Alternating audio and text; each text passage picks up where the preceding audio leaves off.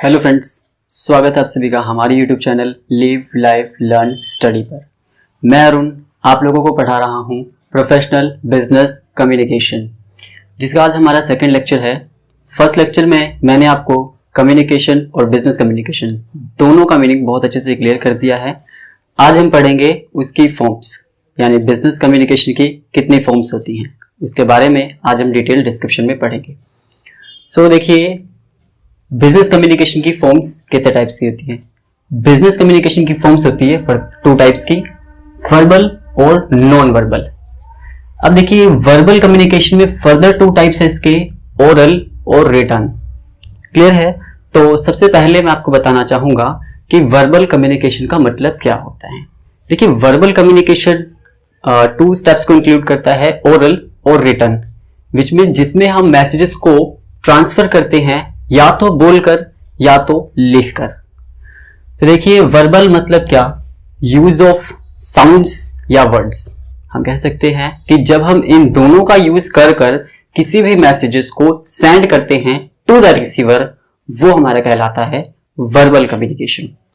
आइए हम पढ़ते हैं वर्बल के जो फर्दर टू टाइप्स हैं कि ओरल कम्युनिकेशन क्या होता है और रिटन कम्युनिकेशन क्या होता है।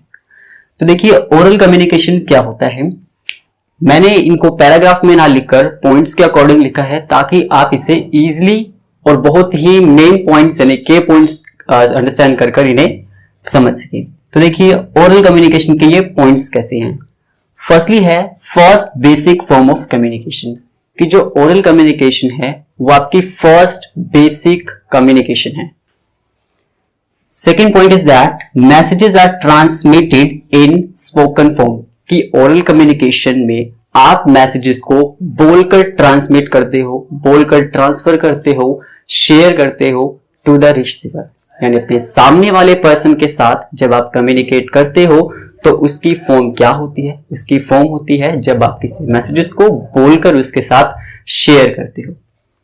Third point is that oral means क्या होता है, anything pertaining to the mouth. Oral का मतलब क्या होता है कि आप कुछ भी चीजें मुंह से बोलकर प्रोनाउंसिएट कर रही हैं, यानी कुछ भी चीजें बोलकर जब आप मैसेजेस को सेंड कर रहे होते हो, शेयर कर रहे होते हो, बांट रहे होते हो रिसीवर के साथ, तो वो कहलाती है ओरल कम्युनिकेशन। अब देखिए, जो ओरल कम्युनिकेशन होते हैं उसके टू टाइप्स, टू कंपोनेंट्स होते हैं। टू कंपोनेंट्स कौन कौन से होते हैं? फर्स्टली है words and second one is the way of pronunciation.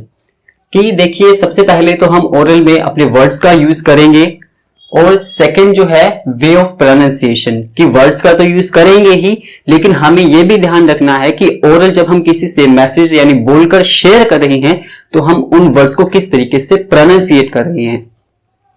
तो देखिए, अब आगे इसके टू लेवल्स हैं ओरल कम्युनिकेशन के। अब वो टू लेवल्स कौन कौन से हैं? फर्स्टली है स्पीकिंग इन F2F का मतलब यहां पर फेस टू फेस, यानी आमने सामने है।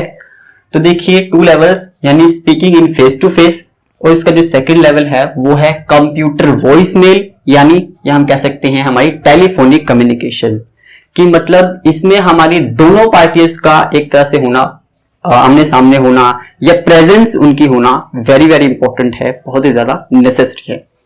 तो देखिए, हम आमने सामने खड़े होकर ओरली कम्युनिकेट करते हैं या हम थ्रू द टेलीफोनिक यानी through the telephone mobile phone हम उनसे कम्युनिकेट करते हैं दोनों, तो उसे हम बोलते हैं हमारा ओरल कम्युनिकेशन। आई होप कि आप लोगों को ओरल कम्युनिकेशन का मतलब क्लियर हो गया होगा।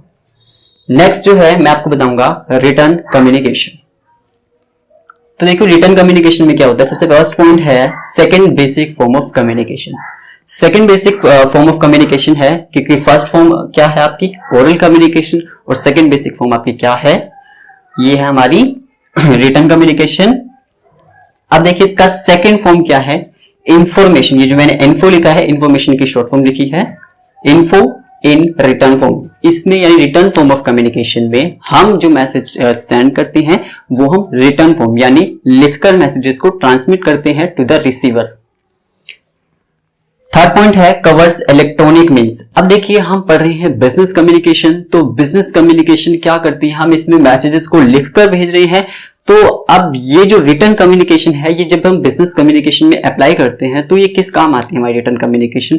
जब हमें पॉलिसीज को लिखकर भेजना होता है, किसी को भी कोई information through the return form लिखकर भेजनी होती है, तब ये हमारी रिटर्न कम्युनिकेशन वहां पर काम आती है।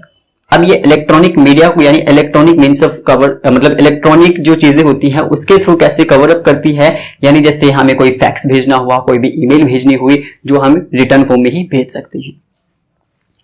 अब देखिए, जैसे हमें, और हमारा रिटर्न कम्युनिकेशन किस तरीके से और भी चीजों में काम आता है, वो हमारा काम आता है कंपनी रिकॉर्ड्स में। कंपनी रिकॉर्ड्स विच मीन्स कि हमें जैसे मंथली स्टेटमेंट्स अगर भेजनी होती है, अगर हमें मतलब टॉप लेवल मैनेजमेंट को अगर हमें कंपनी के रिकॉर्ड्स दिखाने होते हैं तो हम उन्हें रिटर्न फॉर्म में दिखाते हैं, ना कि ओरली फॉर्म में।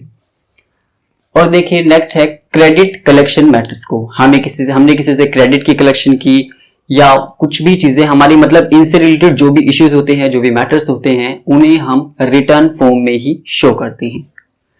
नेक्स्ट है नॉन वर्बल। अब देखिए, हमने रिटर्न और ये ओरल दोनों कम्युनिकेशन तो पढ़ लिए।